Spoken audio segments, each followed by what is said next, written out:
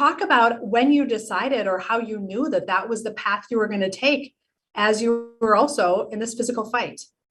Yeah. So I get this, diagnosis. You're going to have to lose your leg. You've got tumors in your lungs. And I always talk about the three things that have gotten me through this, or faith, family, and friends. And, so I was a couple months ago, my oncologist showed me my CAT scan back in 2020 when all this started. And I have no medical background, so I don't really know a lot about it, but, I can kind of tell what's supposed to be there and what isn't. And I had fluid all around the pleural spaces of my lungs. I had these big tumors in my lungs. And I remember looking at my oncologist and like, how was I alive? And he kind of shook his head and he's like, I don't know, which said to me that God's not done with me yet. So worrying about when I die, how I die, where I die, way above my pay grade. So I don't spend a whole lot of time worrying about that. What I really feel, there's kind of that old joke that when we talk to God, it's called prayer. When God talks to us, it's called schizophrenia. So I'm not going to sit here and tell you that God ever talked to me. He didn't. But I think what God does is put people in your path and make suggestions over time. You should do this. You should write a book. You should start a blog. You should do whatever you're doing.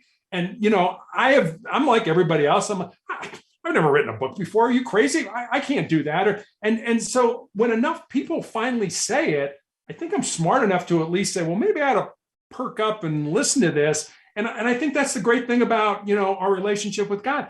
I'm going to make a suggestion to you. It's up to you. You've got free choice, free will. You want to do it? You don't want to do it. That's fine. But I think this is what you ought to do. I think this is what's best for you. And so it was a matter of, I don't care about when I'm dying. Whatever time I've got left, I want to use that time to put as much, and I think I talked about this earlier, as much goodness, as much peace, as much love, as much positivity back into the world with whatever time that I have left. And so you mentioned you wrote a book, and the book is called Sustainable Excellence. You also are doing Motivational Check, tell us about that work. So Motivational Check is a daily blog. I put up a thought for the day, and with that thought comes a question about how maybe you can apply that thought to your life. And people were, saying to me, you got to start a blog, I'm like, I'm old. I can barely turn my cell phone on in the morning. What do you mean start a blog? And I was like, oh my gosh. All right. Enough people suggested it that I figured that's probably what I had to do. So I sat down at the computer and I started it. And literally when I started, it was 4 pages.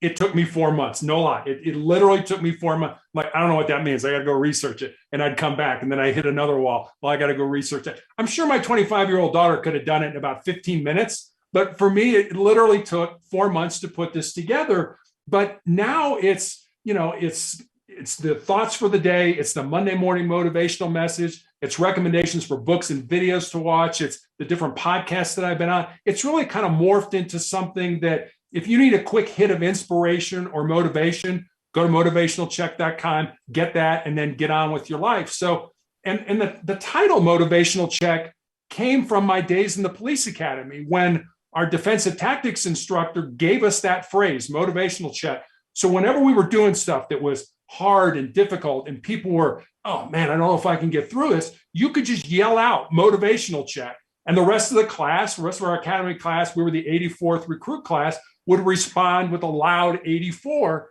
just to let that person know that, hey, we're all hurting, but we're all in this together and we'll get through it together. So when I was looking for a name, Motivational Check just seemed to be the right name for it. Do you feel like now you're kind of coaching everyone? It seems like what this is sort of bits and pieces of all these different jobs you've had into kind of one thing. And it's really cool to see it all come together in a way that, there weren't blogs 25 years ago. So it's not like you prepared intentionally for this, but you were being prepared for this.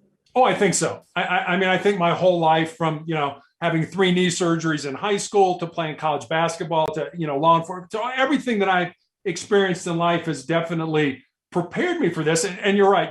When somebody asked me, hey, will you be on my podcast? It was several years ago. And I was like, what's a podcast? I had no idea what it was. And I was so nervous and I had notes all around the camera. And I was a basket case. But like anything else, there's no such thing as an overnight success. This as a reporter. You paid your dues. You moved up through the system and, until you hit the big time and stuff like that.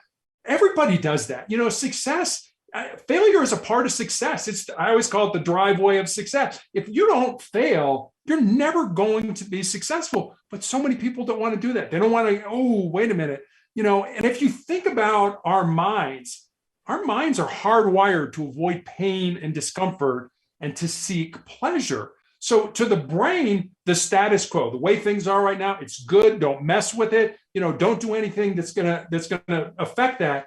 But the only way we're going to grow, the only way we're going to get better, the only way we're going to improve is if we step outside our comfort zones. And that is incredibly hard for people to do. But like I said, podcast, sure, I'll do it. Did I make all kinds of mistakes in the beginning? Yeah, pretty much have. But I've been so fortunate now I've probably been on over 400 podcasts as a guest from people all over the world, almost on every continent. And I've not had a bad experience yet. It has been so positive, and I've gotten to meet some really great people. And in that vein, you've put your story out there, and you put what you're going through out there, and you're helping other people. And when someone hears your story, I think there's a lot of different things they could take away from it, which is a good story. But if someone hears about your story and they walk away, what do you want them to take away? I guess I want them to take away 4 things. And these are what I call my 4 truths. And they're not mine. I don't own them. I don't have a copyright on them or anything like that. But these are just things that have worked for me that I kind of consider they're sort of the bedrock of my soul. And I have them here on a Post-it note on my office, and they're just one sentence each. And the first one is, you need to control your mind, or your mind is going to control you. The second one is, you need to embrace the pain and the difficulty that we all experience in life, and use that pain and difficulty to make you a stronger and more resilient individual. The third one is, I guess, more of a legacy truth. I think it's important for all of us, regardless of what stage of life we're in, to sort of think about the end game. What are people going to say about you at your funeral? What do you want people to say about you at your funeral? And the third one is this: what you leave behind is what you weave in the hearts of other people. And then the fourth one, I think, is pretty self-explanatory. It's, as long as you don't quit, you can never be defeated. And the way that resonates with me is that someday my pain is going to end. It may end through surgery, may end through new medication. Quite frankly, it may end when I die. But if I quit, if I give up, if I give in to pain, then pain is always going to be a part of my life.